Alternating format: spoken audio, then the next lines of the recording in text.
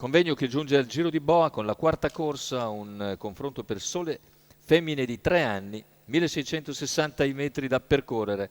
1 Elsa Cis, 2 Lessargad, 3 Emma Point, 4 Poison Love Elvin, 5 Emily Grad, 6 Ezechiela, seconda linea 7 Euridice, 8 Hermana Jet. Macchina che comincia ad accelerare.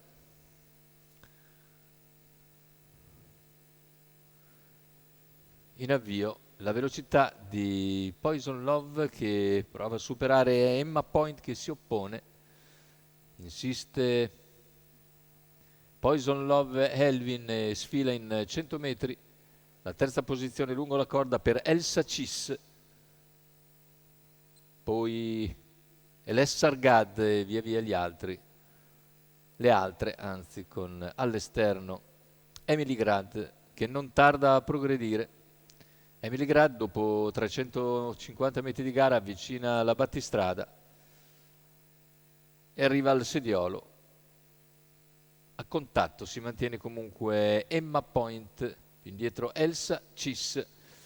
Se ne vanno intanto i primi 600 metri di gara con Poison Love Elvin che li percorre in 45,5 davanti alle tribune. Emily Grad al largo. Va comunque a ridosso della battistrada, le due seguite da Emma Point, mentre ha perso leggermente contatto Elsa Cis. Al largo anche Hermana Jet non è efficace per il momento.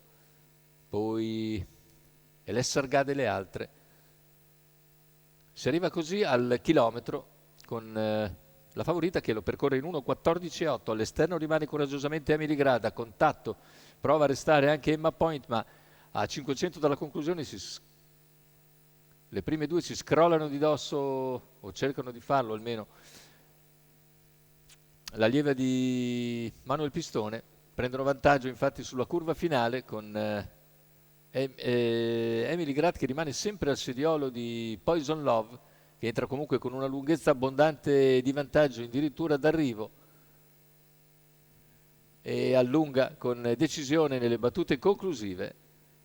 Poison Love Elvin conclude netta vincitrice, secondo posto per una validissima Emily Grad, al terzo ancora Emma Point. 1:14,4 con 29,5 chiudere dopo un 29 di penultimo quarto. C'era bisogno di esagerare, ha vinto davvero facile Poison Love Elvin in percorso di testa da un capo all'altro. Roberto Vecchione, Holger Ehlert per conto del signor Gianni Marotto.